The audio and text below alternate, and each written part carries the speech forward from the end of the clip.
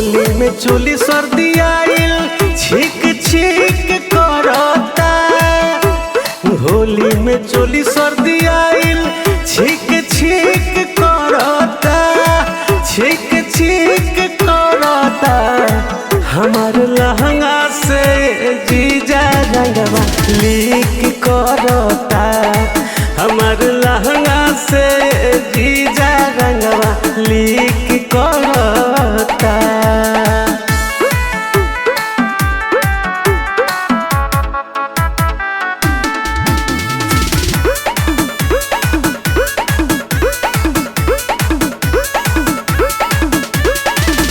बानी हम नादान होइने वान कोइल चाहिना। जानता निजी जरौआ चिकन चिकन खाइला। ए जीजा बानी हम नादान होइने वान कोइल चाहिना। जानता निजी जरौआ चिकन चिकन खाइला। बाली हमरो मिरिया है क्लिक करता। बाली हमरो मिरिया है क्लिक करता, है क्लिक करता। हमर लहंगा से जीजा रंगवा लीक करता। हमार लहंगा से जीजा रंगवा लीक करता।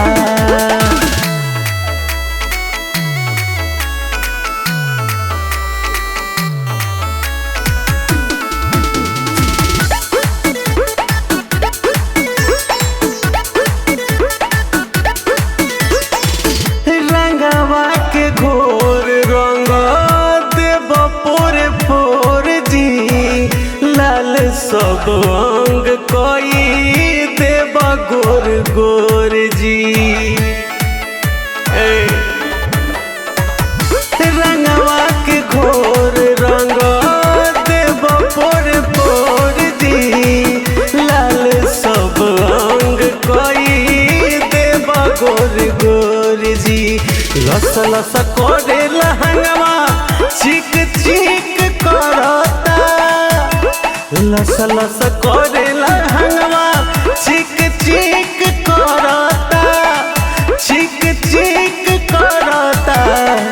हमारा लहंगा से जीजा रंगवा लीक कर